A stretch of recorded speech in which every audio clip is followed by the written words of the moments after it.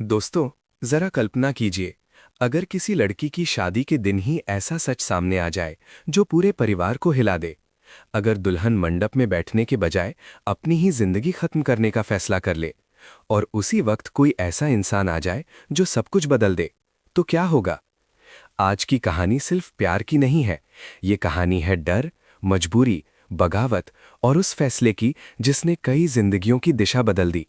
ये कहानी है ईशा और सूरज की, एक ऐसी प्रेम कहानी जिसे पैसे और अहंकार की दीवारों ने अलग करने की कोशिश की, लेकिन दिलों की सच्चाई ने हार मानने से इनकार कर दिया। ईशा एक बहुत अमीर और रुतबे वाले घर की बेटी थी। उसके पिता गुलाब सिंह इलाके के सबसे ताकतवर और अमीर लोगों में गिने जाते थे। उनके लिए दुनिया की सबसे बड़ी चीज पैसा और इज्जत थी। लेकिन ईशा के लिए सबसे बड़ी चीज थी उसका प्यार, सूरज। सूरज एक गरीब परिवार से था, लेकिन उसका दिल बहुत साफ था। वो मेहनती था, ईमानदार था और ईशा से सच्चा प्यार करता था।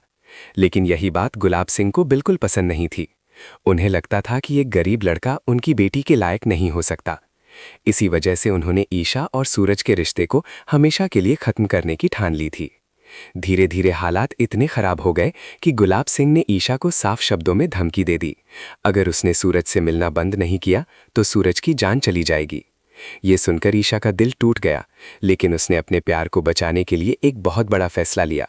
उसने सूरज से दूर रहने का नाटक शुरू कर दिया। बाहर से देखने पर लगता था कि ईशा सूरज से नफरत करती है। जब भी सूरज उससे बात करने की कोशिश करता, वो ठंडी और कठोर आवाज में जवाब देती।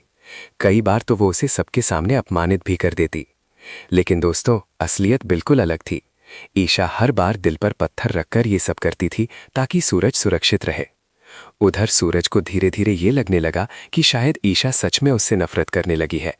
उसे लगता था कि वो गरीब है, इसलिए ईशा जैसी अमीर लड़की के साथ उसका रिश्ता टिक नहीं सकता। इस गलतफहमी ने सूरज के दिल को तोड़ दिया और उसने धीरे धीरे अपने प्यार से हार मान ली। उसने फैसला कर लिया कि अब वो ईशा की जिंदगी से हमेशा के लिए दूर चला जाएगा। लेकिन किस्मत को शायद कुछ और ही मंजूर था। कुछ ही दिनों बाद गुलाब सिंह ने ईशा की शादी एक बहुत अमीर परिवार के लड़के से तय कर दी। शादी की तैयारियां बहुत धूमधाम से होने लगीं। पूरा घर रोशनी से जगमगा रहा था, ढोल नगाड़े बज रहे थे, मेहमान हंसते बोलते घूम रहे थे और हर तरफ खुशियों का माहौल दिखाई दे रहा था। लेकिन इस चमक दमक के पीछे एक दिल चुपचाप टूट रहा था, ईशा का दिल। शादी वाले दिन जब सब लोग नीचे जश्न में व्यस्त थे, उसी वक्त ईशा अपने कमरे में दुल्हन के जोड़े में बैठी थी।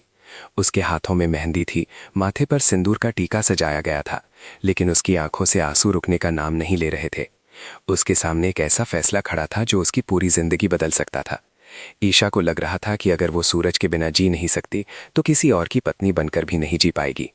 धीरे धीरे उसके दिल में एक खतरनाक विचार जन्म लेने लगा। उसने कमरे में इधर उधर देखा, फिर अपने दुपट्टे को हाथ में लिया और उसे पंखे से बांधकर फंदा बना दिया। उसके हाथ कांप रहे थे, आंखों से आंसू लगातार गिर रहे थे, लेकिन वो अपने फैसले से पीछे नहीं हट रही थी। उस पल उसे लगा कि यही एक रास्ता है जिससे वो इस जबरदस्ती की शादी से बच सकती है। नीचे मंडप में दूल्हा बैठा उसका इंतजार कर रहा था। मेहमान बातें कर रहे थे, गुलाब सिंह सब पर नजर रखे हुए थे, लेकिन किसी को अंदाजा भी नहीं था कि ऊपर कमरे में क्या होने वाला है।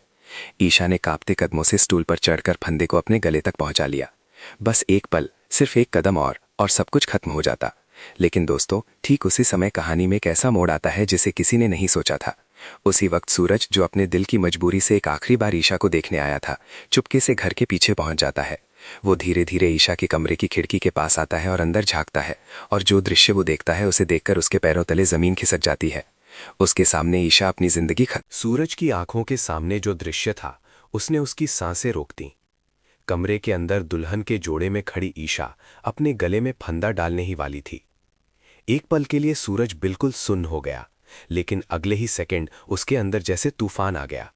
उसने बिना सोचे समझे दरवाजे की तरफ दौड़ लगाई और पूरी ताकत से दरवाजा तोड़ दिया।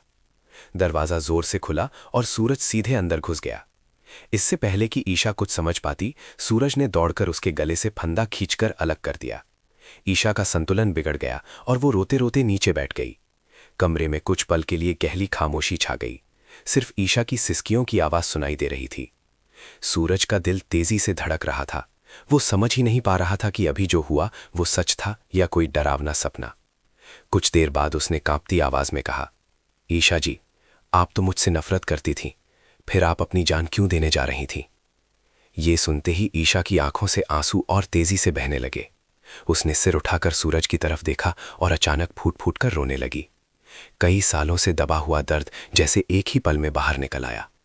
वो रोते रोते बोली, सूरज, मैं तुमसे नफरत नहीं करती, मैं तो तुमसे बहुत प्यार करती हूं, इतना प्यार कि तुम्हारे बिना जीने की कल्पना भी नहीं कर सकती। ये सुनकर सूरज पूरी तरह हैरान रह गया। उसकी आंखों में सवाल ही सवाल थे। ईशा ने कांपती आवाज में आगे कहा, मैंने तुमसे दूर रहने का नाटक सिर्फ इसलिए किया क्योंकि पापा ने मुझे धमकी दी थी।